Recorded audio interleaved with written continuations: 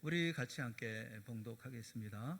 좁은 문으로 들어가라. 멸망으로 인도하는 문은 크고 그 길이 넓어 그리로 들어가는 자가 많고, 생명으로 인도하는 문은 좁고 길이 협착하여 찾는 자가 적음이라. 아멘. 오늘 예배 함께한 여러 모두에게 우리 주님의 사랑과 은혜가 늘 충만하시기를 주님의 이름으로 축원합니다. 그래, 인생을 살아가면서 보면 인생의 그 교차로들이 많죠. 이렇게 또 갈래길이 많죠. 우리가 그 길 가운데 어떤 한 길을 선택해서 여기까지 오지 않았습니까?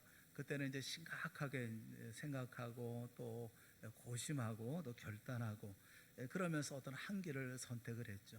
우리에게는 언제나 두 길, 뭐 세 길 이런 길들이 놓여 있었어요. 그 길을 가운데 한 길을 선택을 해서 이렇게 오고 와서 오늘 이 자리에 이르게 되어진 거죠.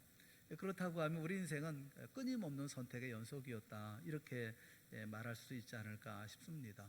우리가 어떤 선택을 했느냐에 따라서 우리 인생길이 전혀 다른, 생각할 수 없었던 그런 길로 들어서게도 되어졌던 거. 또 그래서 한편은 후회도 많지만 또 후회한들 무슨 소용이 있겠어요? 이곳까지 인도하신 것이 또 하나님의 은혜일 터이니 또 감사하며 살아야 되겠죠. 오늘 예수님께서는 우리에게 이 세상에는 두 가지 길이 있다, 이렇게 말씀을 하십니다. 하나는 좁은 길이고 하나는 넓은 길이다. 좁은 길로 들어가는 좁은 문이 있고 넓은 길로 들어서는 넓은 문이 있다, 이렇게 말씀을 해요. 결과도 이제 두 가지죠. 영생이 있는가 하면 멸망이 있다, 이렇게 말씀을 하십니다. 어떤 사람은 넓은 문을 선택해서 넓은 길로 가다가 멸망하고, 또 어떤 사람은 좁은 길을 선택하고 또 좁은 길을 가다가 영생을 얻는다, 이렇게 말씀을 하십니다. 예수님이 말씀하시는 넓은 문, 넓은 길, 이게 어떤 길이겠습니까? 사람들이 많이 찾는 길, 그러니까 많이 편안하고 아니라, 또 그리고 그 모든 길이 좀 편안한 길인 것이죠. 하나님의 아들로 예수님을 인정하지 않는, 또 믿지 않는 사람들이 들어가는 그 길을 이제 말씀을 하고 있어요. 세상 길이죠. 누가 뭐라고 하든지 내 마음대로 가는 길, 또 마음대로 가고 또 감정이 이끄는 대로, 생각이 이끄는 대로, 뭐 육신이 이끄는 대로 꺼리낌 없이 갈 수 있는 그런 길이죠. 뭐 술과 여자, 마약과 도박, 혹은 뭐 쾌락과 향락, 뭐 어쨌든 내 마음이 원하는 그 길로 가는, 거기는 하나님이 계시도 않고 또 멸망만이 기다리고 있는 길이다, 이렇게 말씀하지만 많은 사람들이 꾸역꾸역 몰려드는 그런 넓은 길이, 편안한 길이 있다라는 겁니다. 반면에 좁은 문으로 들어가는 좁은 길이 있어요. 예수님은 하나님의 아들로 고백하고 또 나의 구주, 나의 주님으로, 나의 구원자로 받아들이고 예수 믿기로 작정한 사람들이 가는 길, 그렇게 말씀을 하죠. 하나님의 법을 따라 살아가는 길이고 또 진리를 따라 살아가는 길이고 거룩을 이루며 살아가는 삶입니다. 누가 보든 안 보든 누가 상관없이 정직하게 행하고 성실하게 또 순전하게 삶을 살아갑니다. 예수님이 사셨던 것처럼 그래 살기를 원하는 사람들이 가는 길, 그것이 이제 좁은 길이죠. 우리 주변에 보면 넓은 길로 가는 사람들이 참 많이 있지요. 앞으로도 더 많아질 거라고 생각을 합니다. 또 넓은 길은 더욱 확장될 것이라고 생각을 해요. 반면에 좁은 길은 갈수록 발길이 뜸해지고 길은 점점 더 좁아질 거라는 생각을 합니다. 참 어려운 시대가 점점 우리 앞에 다가오고 있기 때문에 좁은 길로 가는 사람을 찾아보기는 참 쉽지 않겠다는 그런 생각이 들어요. 오늘 우리 모두는 예수님을 나의 구주로 고백하고 주님을 믿고 따르는 좁은 길을 우리가 힘내어 걸어가는 우리 모두가 될 수 있기를 주님의 이름으로 축원합니다. 사실 좁은 문으로 들어섰다고 하는 것은 한편 생각해보면 참 감사한 일이죠. 세상 모든 사람들이 가는 그 길을 버리고 또 예수님만을 구주로 섬기고 좁은 문을 선택하고 좁은 길로 들어섰다는 것은 큰 축복이고, 또 그리고 이와 같은 기적이 또 따로 없죠. 생각해보면 은혜가 아닐 수 없어요. 에베소 2장 8절 말씀을 보면 너희는 그 은혜에 의하여 믿음으로 말미암아 구원을 받았으니 이것은 너희에게서 난 것이 아니요 하나님의 선물이라, 그렇게 말씀을 하고 있죠. 이건 하나님의 선물이에요. 좁은 길로 가게 된 것은 참 하나님께서 주신 선물이고, 이런 놀라운 선물을 값없이 받고 또 예수님을 모시고 좁은 길로 가게 되었으니 참 이거 감사한 일이 아니겠습니까? 그런데 우리가 살펴야 할 참 중요한 문제가 있어요. 참 이런 일은 참 감사하고 좁은 길로 가고 있는, 세상 사람과 다른 길을 가고 있다는 것은 참 감사한 일인데, 문제는 우리가 좁은 길로 정말 가고 있나, 정말로 우리가 가고 있나 라는 문제예요. 좁은 문에 들어선 사람은 좁은 길로 가는 것은 너무나 당연하고 상식적인 것 아닙니까? 그런데 실제로는 그렇지 않을 수도 있다, 그렇지 않은 경우도 있다는 거죠. 오늘 우리가 이 문제를 좀 검토해 보려고 하는 겁니다. 오늘 본문의 13절 말씀에 보면 좁은 문으로 들어가라, 그렇게 말씀을 해요. 그런데 우리가 이 말씀을 받는 사람들이 제자들 아닙니까? 산상수훈은 이제 주님을 믿는 사람들에게 말씀하시는 내용이거든요. 그러니까 예수님을 믿고 예수님을 따르기 위해서 가정도 버리고 고향도 떠나고 혈을 다니신 주님의 뒤를 쫓는 제자들을 앞에 놓고 지금 하시는 말씀입니다. 다 예수 믿는 분들이죠. 예수님을 하나님의 아들, 또 하나님 그 구주, 또 메시아 이렇게 고백하고 자신의 인생을 주님께 던진 그런 사람들인데, 이런 사람들에게 예수님이 좁은 문으로 들어가라 하는 것이 단순하게 예수 믿어라 이런 말씀이겠어요? 아마도 그 이상의 의미가 담겨 있을 것이라고 생각을 합니다. 그 말씀의 의미가 뭐겠어요? 좁은 길을 가라 라는 그런 말씀이겠죠. 이미 너희는 제자가 되었으니 이제는 이 길로 가라. 좁은 길이지만 그 길로 가라. 뭐 좀 험하기도 하고 또 외롭기도 하고 또 고되기도 하고 뭐 힘든 길이기도 하지만 신앙생활 할 때 끝까지 길로 가라, 이렇게 말씀하는 거 아니겠습니까? 그러니까 좁은 문으로 들어서는 것하고 좁은 길 가는 것하고는 원칙상 하나죠. 좁은 문으로 들어섰으면 좁은 길로 가는 거죠. 뭐 그런데 교회 안에서 보면 좁은 문으로 들어서기는 했는데 걸어가야 할 길이 워낙에 험하고 워낙에 좀 좁고 또 힘들어 보이기 때문에 그 길을 깊이 하는 경향도 없지 않아요. 좁은 문 들어서기와 좁은 문 걸어가기가 별개의 것이 아님에도 불구하고, 그런데도 마치 별개인 것처럼 신앙생활을 하는 분들이 있다라는 거죠. 다시 말하면 예수 믿기하고 예수님 쫓아가기가 일치하지 못한다라는 거예요. 이것을 자연스럽게 받아들이는 그런 분들이 계시기 때문에 그래요. 신앙 고백이라고 하는 것은 신앙생활로 이어져야 하는 것인데, 신앙 고백과 신앙생활이 이어지지 않는 그런 이들이 교회 다니는 분들 가운데 간혹 계시다라는 거죠. 혹시 내가 그런 사람이 아닌지 한번 돌아봐야 되지 않을까 싶어요. 오늘 말씀을 통해서 좀 도전이 됐으면 좋겠다는 생각이 듭니다.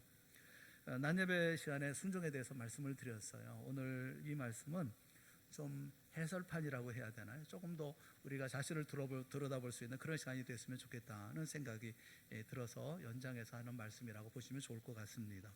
좁은 문으로 들어왔습니까? 그러면 좁은 길로 가야죠. 들어섰으면 그 길로 가야 되지 않겠습니까?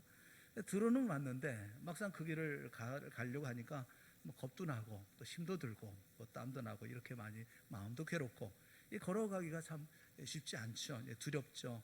그러면서 이제 넓은 길을 기웃기웃거리는, 적당히 교회에 다니는 거죠. 사람들 뒤에 숨어서 적당하게 이제 이런 생활하는 거, 이렇게 살면 안 된다는 거예요. 누구 보라고 신앙생활 하는 게 아니잖아요. 내가 영생의 길을 찾아서, 내가 행복의 길을 찾아서, 내가 진리의 삶을 살고 한 번밖에 없는 인생인데 정말 제대로 한번 하나님 앞에서, 모든 사람들 앞에서 내 스스로도 이렇게 살아보는 그런 마음을 가져야 되는 거 아니겠습니까? 여러분, 이제 생명의 길, 영생의 길 가려고 하면 마음을 단단히 해야 되고 결심도 단단히 해야 되고 준비도 또 단단히 해야 되는 거 아니겠어요? 적당히 대충 생명을 얻을 수 있는 것은 아니지 않습니까? 저는 그 세 가지 질문을 이제 드리려고 그래요. 세 가지 질문을 여러분에게 드리려고 하는데, 여러분은 어떻게 이 질문에 대답하시겠느냐 하는 겁니다. 질문에 따라서 내가 어떤 생활을 하고 있는지 하는 것을 우리가 스스로 살펴볼 수가 있기 때문에 그렇습니다. 우리 모두는 좁은 문에 들어선 사람인 것만은 틀림이 없어요. 구원받은 백성이니까 우리 좁은 문에 들어섰어요. 그런데 좁은 길을 가고 있는가 하는 것은 좀 생각을 해봐야 되는 거예요. 세 가지를 한 가지 여러분께 물어볼게요. 첫째 질문이 뭐냐면, 여러분 신앙생활하는 게 힘듭니까? 편안합니까? 힘듭니까? 아니면 편안합니까? 야, 신앙생활 정말 힘들어. 뭐 이렇게 처음에 예수 믿기만 하면 천국 간다고 하니까 교회 다니면 좋다고 해서 그냥 덥석이게 교회에 나오기 시작했는데 믿고 보니까 너무 어려워. 이렇게 생각하십니까? 아니면 신앙생활이 너무 행복해, 너무 편안해, 너무 쉬워, 이렇게 생각하십니까?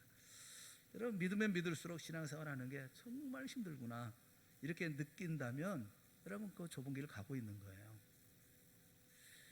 간혹 어떤 분들이 그런 얘기를 해요. 네, 목사님 너무 기쁘고 너무 행복합니다. 예수 믿는 게 이렇게 좋을 줄은 몰랐어요. 왜 이렇게 빨리 못 믿었는지 모르겠어요. 너무 행복합니다. 아주 어린애처럼 좋아하는 분들이 있습니다. 물론 그래야 합니다. 이게 정상이죠. 예수 믿으면 기쁩니다. 예수 믿으면 행복합니다. 예수 믿는 것만큼 우리 마음을 더 뜨겁게 하고 설레게 하는 일이 어디 있어요? 예수님 이름만 봐도, 예수님 이름만 들어도 마음이 설레잖아요. 행복하고 기쁘죠. 이건 사실이에요. 그런데 항상 마냥 기쁘고 행복하고 즐거워하는 것만 신앙생활이라고 생각한다면 그 신앙은 어린 신앙이라는 생각이 들어요. 우리가 이제 간혹 이제 등산을 가잖아요. 예를 들어서 이제 등산을 가지 않습니까? 그러면 아이들을 데리고 갑니다. 6살, 7살 된 아이들 데리고서 가끔 등산을 갈 때가 있잖아요. 산에 가자. 이러면 애들이 좋아하잖아요. 산에 간다고 얼마나 좋아합니까? 그래서 이제 가서 엄마, 아빠 이런 이렇게 가서 이제 산까지 가죠. 산까지 가면 얼마나 좋아하는지 산 밑에서 이리 뛰고 저리 뛰고 하지 않습니까? 야단법석이잖아요. 근데 그 아이에게 이제 작은 이제 배낭 하나 메우고 그 다음에 이제 산을 올라갑니다. 1시간 올라가고 2시간 올라가면 그때 어떻게 됩니까? 아이들은 이제 그다음부터 힘든 거죠. 힘들어요. 얼마나 남았어요? 얼마나 더 가야 돼요? 더 가야 돼요? 이 산은 왜 이렇게 높아요? 왜 이렇게 높은 산을 가야 돼요? 힘들어 죽겠어요. 아우성이죠. 조금만 더 가면 업어달라, 못 가겠다, 주저앉아 버리고 그러지 않습니까? 높고 가파르고 험한 산에 올라가기 때문에 애들은 정말 힘들고 어려워하는 거 정상이죠. 기분 좋아하던 것은 등산이 뭔지를 모르기 때문에 진짜 올라가면 이 산이 얼마나 힘든지를 이제는 알게 되어진다라는 거죠. 신앙생활도 마찬가지예요. 처음 시작하면 기쁘고 감사하고 세상이 다 달라 보이죠. 온 세상 모두가 다 달라 보이잖아요. 그런데 신앙생활을 계속하게 되어지고 하나님의 말씀을 깨닫게 되고 하나님께서 우리에게 요구하시는 것이 뭔지, 또 내가 변화된 신분, 그 신분이 어떤 것인지, 얼마나 고사하고 얼마나 거룩한 것인지 깨닫게 되어지면 신앙생활은 만만하지가 않습니다. 더더군다나 세상이 악해지면 악해질수록 하나님의 자녀로 살아가는 게 얼마나 힘든 일인지 벅찬 일인지 하는 것을 깨닫게 되어지죠. 세상은 다 거짓되고 또 음흉한 사람들 속에서 하나님의 자녀답게 신앙생활하는 거, 이게 전쟁 같은 삶을 사는 것 아니겠습니까? 어떤 분들은 신앙생활을 연어가 강물을 거슬러 올라가는 것으로 비유하시는 분들이 계셔요. 바다에서 마음대로 헤엄치던 이런 연어가 산란기가 되면 과거에 자기가 떠났던 그 강으로 다시 돌아오지 않습니까? 떼지어서 돌아오죠. 그 큰 물을 거슬러서 강 상류로 올라갑니다. 아무도 그 기세를 못 막죠. 웬만한 절벽이 있다 하더라도 그냥 뛰어오르면서 계속 올라갑니다. 미국 같은 데는 그 곰이 기다리고 있다고 그래. 연어가 올라가는 길에 곰이 기다리고 있다가 잡아먹는다고 그럽니다. 잡아먹혀도 먹기는 너무 먹히고 그냥 계속 올라가잖아요. 온몸에 상처 투성이가 다 돼가지고 지난번에 한번 TV를 보니까 연어가 알을 낳고 죽은 그 연어를 이렇게 건졌는데, 큰 연어인데 온몸에 상처 투성이더라고요. 얼마나 힘들게 올라갔을까 하는 생각이 들고 좀 아련한 마음이 들더라고요. 신앙생활 그런 거 아니겠어요? 죽은 연어야 물결 따라서 떠내려가죠. 신앙생활 하는 사람이 이래도 좋고 저래도 좋고 이런 사람은 세상 물결 따라 그냥 떠내려가죠. 하나도 어려울 게 없어요. 떠내려가기야 뭐 어렵겠어요.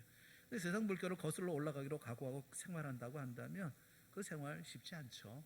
온몸에 상처 투성이, 상처의 흔적을 가질 수밖에 없죠. 마태복음 16장 24절 말씀해 보면 신앙생활이 좁은 길을 걸어가고 또 좁은 길을 올라가처럼 힘든 이유에 대해서 우리에게 설명을 합니다. 우리 한번 다 같이 한번 읽어볼게요. 다 같이 시작. 누구든지 나를 따라오려거든 자기를 부인하고 자기 십자가를 지고 나를 따를 것이니라. 주님께서 이렇게 말씀하셔요. 누구든지 나를 따라오려거든, 예수님을 따라가려고 하면, 좁은 길을 걸어가는 예수님을 따라가는 삶을 살려고 하면 중요한 것은 첫째는 자기를 부인해야 된다라는 겁니다. 자기를 부인하지 않으면 예수님을 따라갈 수가 없다는 거예요. 나를 부인해야 합니다. 여러분, 자기 부인한다는 게 뭡니까? 예수님 몰랐을 때 가졌던 욕망, 그걸 포기하는 거예요. 내 가슴속에 품고 있었던 어떤 꿈과 야욕, 어떤 그 미래에 대한 비전, 이거 다 버리는 겁니다. 우리 속에는 부패한 옛 본성이 자리 잡고 있잖아요. 이런 무슨 낚시를 하고 그러면 이제 갓 잡아서 올린 그런 물고기는 얼마나 펄떡펄떡합니까? 이렇게 내 자의 소욕, 욕심이 그냥 내 안에서 그래 펄떡거리고 있잖아요. 이것을 죽이는 거, 이게 자기를 부인하는 거죠.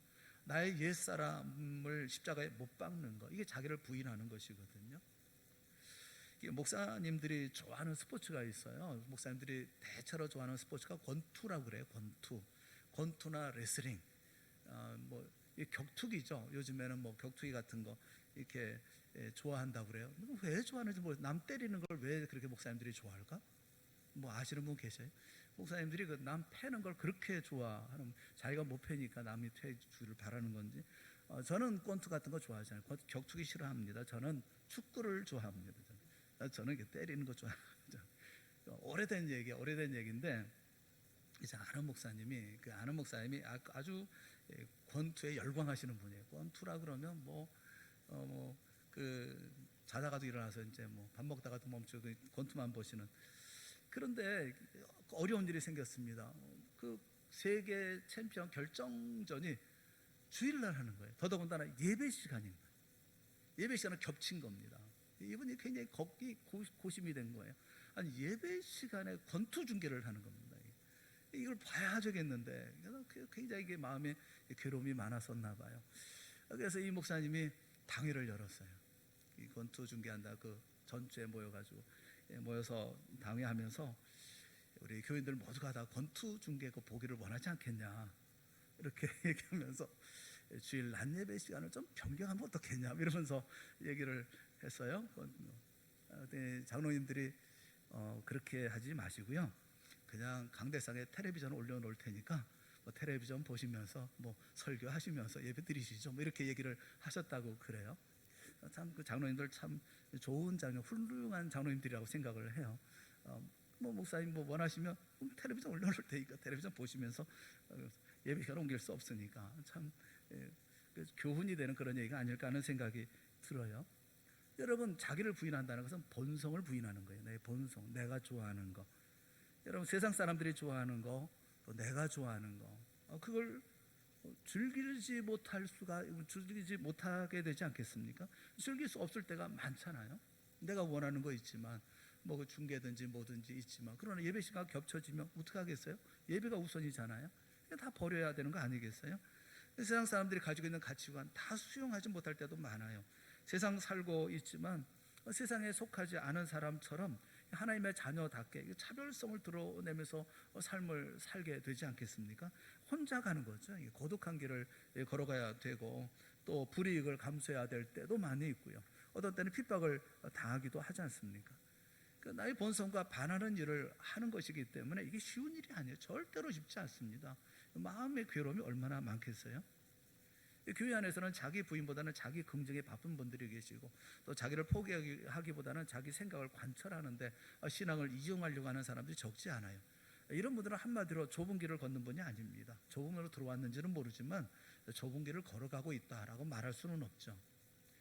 종교가 타락할 때 나타나는 현상이 있습니다. 종교가 타락할 때 나타나는 현상은 성직자가 급증한다는 겁니다. 성직자가 갑자기 급증하면 그건 너도 나도 이렇게 신학교도 가고 수도원도 가고 절간으로 들어가고 이런 일이 일어나면 벌써 그 종교는 타락하기 시작했다라는 그 징조라는 거예요. 또 한 가지는 그 기복신앙이 그 종교의 중요한 메시지가 된다라는 겁니다. 세상에서 잘 살고 복받는 것이 그 종교의 목적처럼 변질이 된다는 겁니다. 왜 그렇게 되겠어요? 자기를 부인하는 것을 포기했기 때문에 이런 증세가 나타나는 거죠. 왜 목회자들이 이렇게 많이 늘어나겠어요? 목회자들은 아무나 갈 수 있는 길이 아니잖아요. 성직자의 길은 이게 힘든 길이 아닙니까? 왜 이렇게 많은 사람이 택합니까? 택하는 이유는 편안하니까요. 좋아 보이니까요. 여러분, 그래서 그런 거 아니겠어요? 티베트의 불교가 타락했을 때 그 나라의 남성 중 70%가 중이 되었다고 그래요. 로마의 기독교가 왕성해서 암흑기에 접어들었을 때, 그때 로마의 젊은이들, 똑똑하고 젊은이들, 이런 사람들이, 젊은이들 대부분이 다 수도원으로 들어갔다고 그러지 않아요? 그래서 기본이라고 하는 유명한 역사가는 로마 제국이 멸망한 원인 중에 하나가 성직자의 급증이었다라고 진단하기도 해요. 왜 성자가 늘어납니까? 편안하기 때문에 그런 거죠. 우리 선배 목사님들이 그 삶을 보면 얼마나 가난했는지. 여러분, 그 성미가 언제부터 시작된 거예요? 성미라고 하는 거는 교인들이 그 쌀을 갖다 주면 그 갖다 먹는 겁니다. 예, 목사가 먹는 거예요. 근데 그거 갖다 주지 않으면 그냥 굶는 거죠.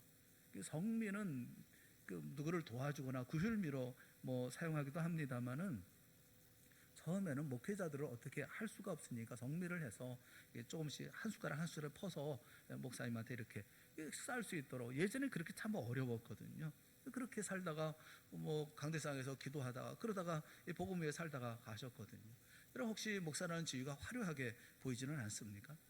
기독교에서 자기 부인이라는 것은 정말 중요한 거예요. 생명과도 같은 것입니다. 여러분, 신앙생활 바로 하기 위해서 얼마나 자기를 부인합니까? 또 힘들 때마다 주님의 십자가를 붙들고 기도하십니까? 주님 도와주십시오. 뭐 은혜 주십시오. 은혜 없으면 도저히 견딜 수가 없습니다. 도저히 살 수가 없습니다. 여러분, 부르짖고 계십니까? 그런 게 정상이라고요. 이런 고통과 어려움을 느끼십니까? 힘들고 눈물이 마르지 않습니까? 그렇다면 여러분, 좁은 길로 가고 있는 거예요.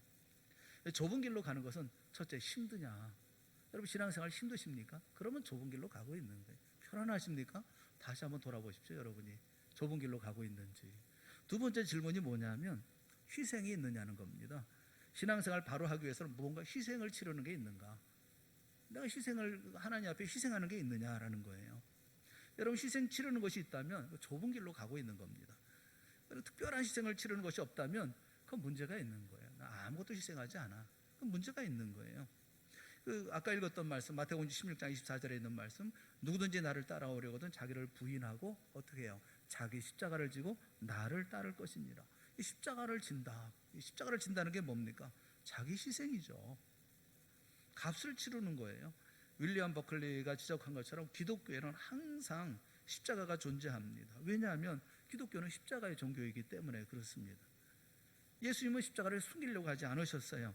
사람들의 인기를 염두에 두고 그들이 좋아하는 메시지를 전하기 위해서 신앙생활을 마치 비단에 싸서 보기 좋게 포장하거나 이렇게 하지 않으셨어요. 그대로 말씀하셨어요. 여러분, 마태복음 10장 36절 37절에 있는 말씀은 듣기에도 마음 무거운 그런 말씀이에요. 우리 한번 같이 읽어보겠습니다. 다 같이 한번 읽어보죠. 시작. 사람의 원수가 자기 집안 식구리라. 아버지나 어머니를 나보다 더 사랑하는 자는 내게 합당하지 아니하고 아들이나 딸을 나보다 더 사랑하는 자도 내게 합당하지 아니하며. 이런 좁은 길을 가면서 신앙생활을 바로 하려고 하면 어떤 때는 인간의 정도 끊고 주님 따라가야 한다는 거죠. 이런 각오를 하지 않으면 주님 따라올 수 없다는 거예요. 내 남편, 내 아내, 내 자식, 내 집안 식구, 이게 우상이 된다면 신앙생활을 제대로 못한다는 겁니다. 하나님 우리에게 요구하고 있죠. 마태복음 22장에 보면 마음을 다하고 목숨을 다하고 뜻을 다해서, 다시 말하면 전 인격을 다 동원해서, 내 있는 모든 것을 다 동원해서 주 너희 하나님을 사랑하라, 그렇게 말씀하고 있어요. 하나님을 그렇게 사랑하기 위해서는 값을 치러야죠. 다 버려야 되는 거 아닙니까? 주저하지 말고 십자가를 지라, 값을 치르라, 그렇게 말씀하고 계시잖아요. 여러분, 우리가 하나님을 제일로 사랑하면, 그러면 그때 비로소 아내가 눈에 들어오고 남편이 내 눈에 들어오고 자식이 인격으로 내 눈에 들어옵니다. 하나님이 내게 주신, 내가 사랑하며 도와야 할 사람들로 내게 주신 소명들이기 때문에 그래요. 내가 그를 사랑하고 내가 죽도록 사랑하고 그를 위해서 내가 무엇을 할 것인지, 내가 무엇을 희생하고 무엇을 헌신하고 내가 무엇을 해줘야 될 것인지 알게 되니까요. 하나님을 사랑하면 하나님께서 내게 주신 사람들을 정말 사랑하게 되고 그분들을 위해서 내 목숨도 바칠 그런 소명감을 갖고 살게 되거든요. 그런데 하나님을 사랑하지 못하는 사람은 남편이나 아내나 자식이나 부모도 다 자신의 행복을 위해서 존재한다라고 생각을 해요. 그래서 자기 기쁨과 만족을 위해서 함부로 하거든요. 마음에 그 감정이 막 터져 나오면 막 분노하고 아무 소리나 막 해대는, 그건 내가 행복해야 되겠기 때문에 그런 거거든요. 여러분, 우리가 주님을 따라가기 위해서 목숨도 희생해야 될 때가 있고요. 그리고 내가 모든 걸 바치고 헌신해야 될 때가 있어요. 신앙생활은 그렇게 하는 거예요. 그래서 가정이 행복할 수 있고요. 정말 그 부부가 아름다운 믿음의 삶을 살아갈 수가 있는 것이고 헌신된 삶을 살아갈 수 있는 것 아니겠어요? 지금 북한에서는 목숨을 걸고 숨소리 죽여가면서 예배드리는 분들도 있지 않습니까? 생명 걸고 하는 거 아니겠어요? 여러분은 주님을 따라서 이제 좁은 길로 간다. 그래서 무슨 값을 치르고 계십니까? 여러분이 치르는 값은 뭐죠? 예배는 잘 드리고 계십니까? 뭐 수입이라든가 생활 환경에 비해서 너무나 초라한 헌금을 하고 있는 것은 아닙니까? 주님 위해서 무슨 희생을 하고 계십니까? 주변에 예수님을 알지 못한 채 멸망을 향해서 살아가는 영혼들이 있는데 1년이 다 가도록 그들 붙들고 모욕을 당하고 욕을 먹어가면서 복음의 말씀 한번 전하지 못하면서 무슨 값을 치른다고 말할 수가 있겠어요? 우리 주변에 정말 인생 너무 힘들게 살아가는 그런 분들이 있잖아요. 불행한 분들이 계시지 않습니까? 그런 분들을 보면서 내가 가진 거 함께 나누면서 그들을 위로하고 그래서 찾아가는 일이 1년에 한 번은 있나요? 여러분 자신에게 질문해 보세요. 내가 무슨 대가를 치르고 있지? 내가 무슨 신앙생활을 하면서 내가 무슨 희생을 하고 무슨 헌신을 하고 살고 있지? 나를 위한 삶을 살고 있는 것인지 아니면 하나님께서 헌신된 삶을 살고 있는 것인지, 만약 우리가 이렇게 하나님의 명령을 우리가 순종하면서 이렇게 희생하고 헌신하고 바치는 그런 삶을 내가 살고 있다고 한다면, 그러면 좁은 길을 가는 사람일 것이고, 내가 지불한 것이 아무것도 생각이 나지 않는다고 한다면, 받은 것만 생각난다고 한다면 여러분 자세를 바꿔야 되는 거죠. 여러분 스스로 물어보세요. 그러니까 우리가 물어보면서 나는 희생하고 있나? 내가 희생하고 있나? 내가 희생하는 것이 있는가?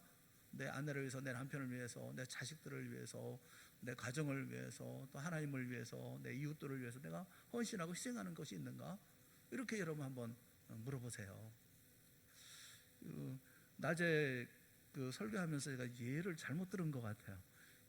주차 문제를 얘기했더니 전부 다 걱정을 해가지고 다들 목사님 잠도 못 주무시게 한다고 이러면서 다 그래가지고 장로님들 걱정 많이 하시고 이게 말 함부로 하면 안 되겠다 그런 생각이 좀 들어요. 그래가지고 이렇게 하시죠 하면서 저한테도 말씀해 주시는데 너무너무 감사하고 고마운데 그래요.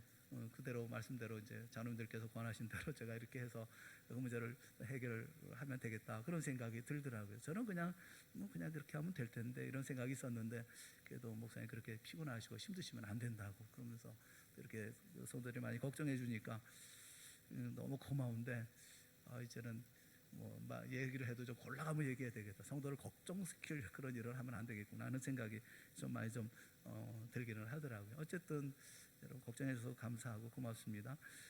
우리 희생하는 거, 그러나 희생하고 헌신하는 거, 그런 것은 우리가 신앙생활에 기본 되어져야 되는 게 아니겠어요? 좁은 길을 가는 삶이 아니겠어요? 그리고 마지막 한 가지 또 하나, 그것은 하나님의 나라에 대한 기쁨이 있는가라는 거예요. 하나님 나라를 생각하면 기쁨이 있습니까? 하나님의 나라에 대한 소망, 그 소망을 가지고 오늘도 기쁨으로 살아가십니까? 여러분 영원한 나라, 하나님 나라에 대한 기쁨이 있다면 여러분 좁은 길로 가는 분이에요. 하나님 나라를 생각하면 마음에 평안이 있고 마음의 기쁨이 차오르고, 또 주님 나라에서의 영광을 생각하면 감격이 느껴지는 이런 사람이 좁은 길로 가는 사람이죠. 왜 영원한 나라를 바라볼까요? 이 땅의 삶보다는 영원한 나라를 바라볼 수밖에 없는 이 땅의 힘든 삶이 있잖아요. 그럴 때마다 영원한 나라를 생각하는 사람, 좁은 길을 가는 사람이 늘 영원한 나라 사모하고 영원한 나라 생각하면서 기뻐하지 않겠습니까?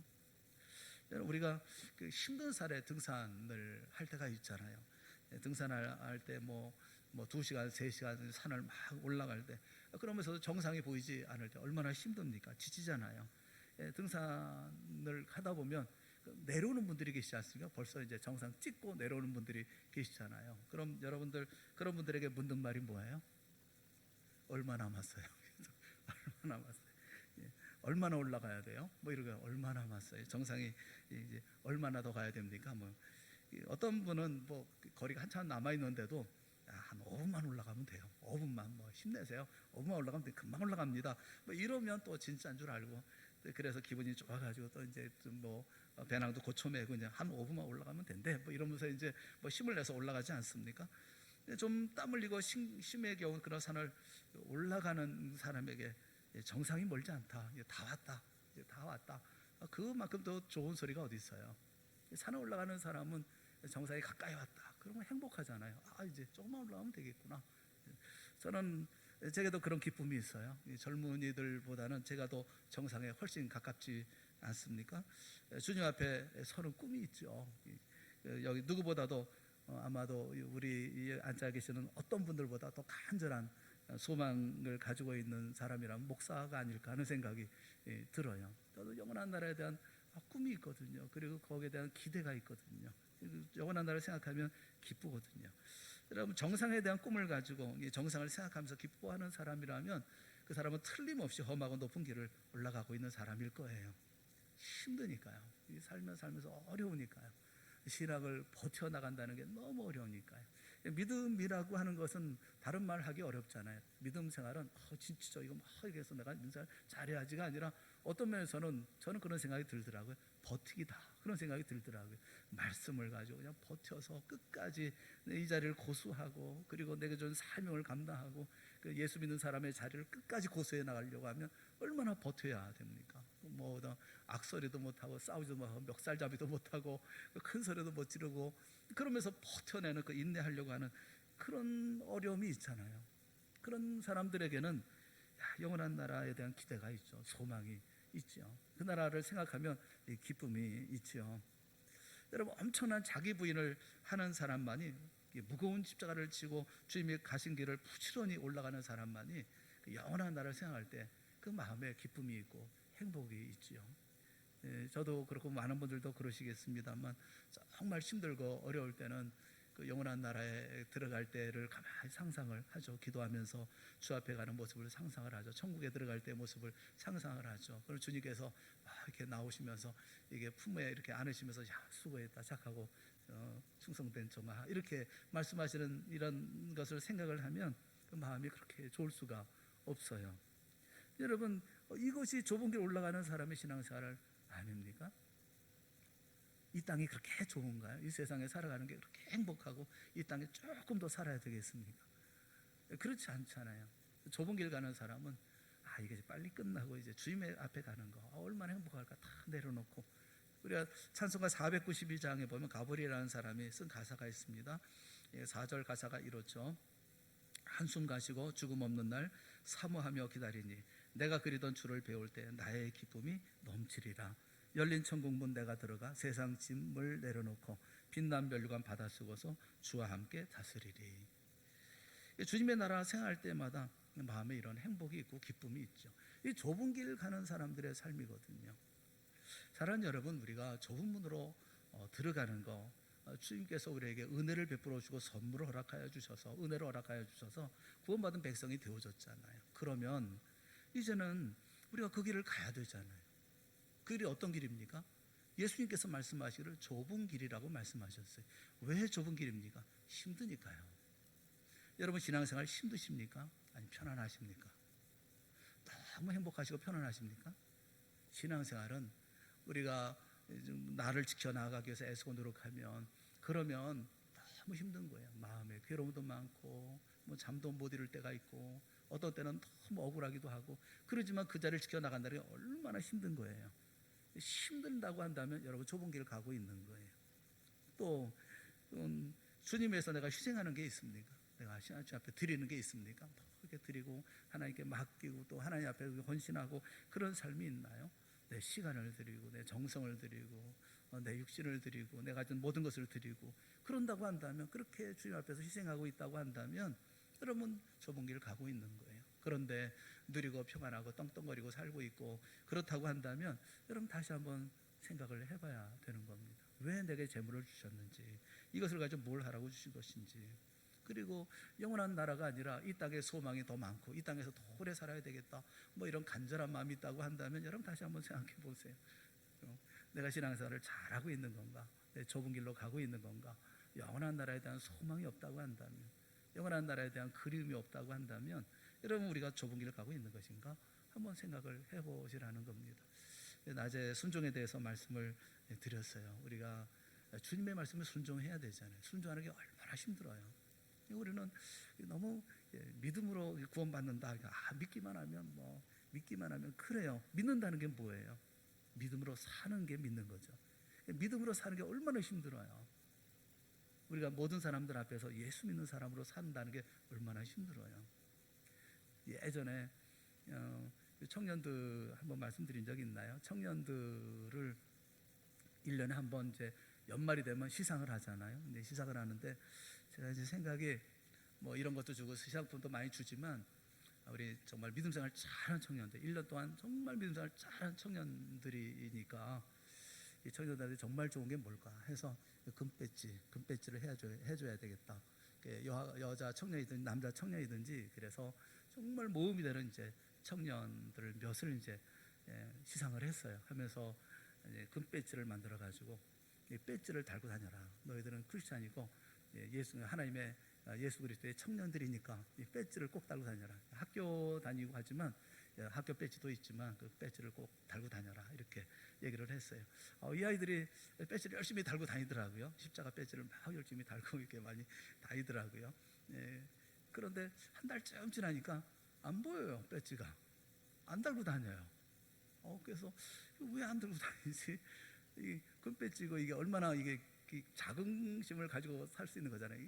교회에서 내 청년들 중에서 내가 모험 청년, 크리스찬 청년으로서 이렇게 받은 이런 십자가인데 십자가 배지를 내가 왜 이걸 왜 떼고 다닐까 하는 것이 너무 궁금한 거예요. 그래서 불러다가 물어봤어요. 너 왜 십자가 배지 왜 빼고 다니냐? 왜 이거 안 빼고 다니냐? 그랬더니 아이가 뭐라고 얘기하느냐면 목사님 너무 불편해요. 너무 불편해요. 어디 가도 이제 십자가를 달고 있으니까 자기는 예수 믿는 청년이라는 게 다 모든 사람에 보여지니까 너무 불편한 거예요. 누가 뭐 짐을 지고 가면 막 도와줘야 되고, 누가 뭐 수레를 가면 막 밀어줘야 되고, 내가 이제 전철 타고 올라가고 있다가 누가 서 있으면 얼른 일어나가지고 자리 양보해야 되고 너무 힘들어요. 목사님 그러면서 얘기를 하더라고요. 어때요? 여러분도 한번 십자가 한번 배지 한번 달아보고 한번 살아볼래요? 말하는 것도 조심스러울걸요. 말하고 행동하고 하는 거 조심스러울걸요. 그게 좁은 길 가는 거 아닙니까? 숨은 신앙생활 하지 않았으면 좋겠다 그런 생각이 들어서요. 순종하고 주의 말씀에 정말 순종하고 제 말씀대로 살아보려고 애써 노력하고 힘든 길이지만 좁은 길로 가라. 주님께서 말씀하시잖아요. 생명으로 인도하는 문은 좁고 길이 협착하여 찾는 자가 적다. 이 말씀에 주님께서 이 말씀하시고 한숨 쉬지 않았을까 싶어요. 아이고 적다. 그래서야 되겠어요? 주님께서 생명 버려서 우리를 구원해 주셨으면 믿음의 좋은 삶을 살고 힘 있는 삶을 살고 주님의 동행자로서 주님의 기쁨이 되는 우리의 삶을 살아야 되지 않겠습니까? 여러분 주님 사랑하시잖아요. 믿음의 삶을 살았으면 좋겠어요. 순종하는 삶을 살았으면 좋겠습니다.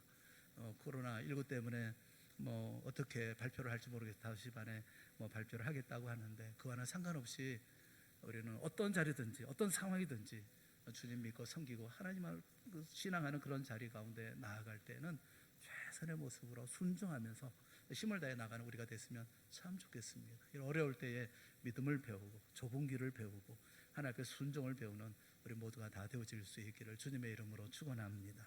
우리 함께 기도하겠습니다.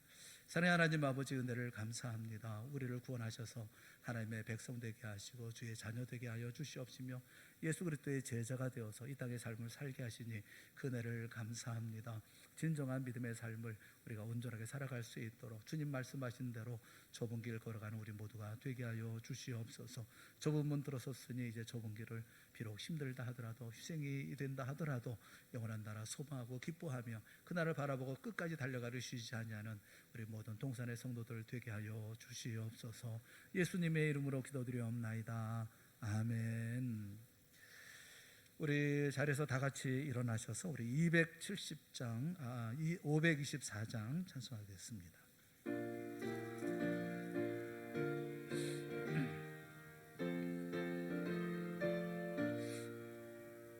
갈 길을 밝히 보이시니 주 앞에 빨리 나갑시다.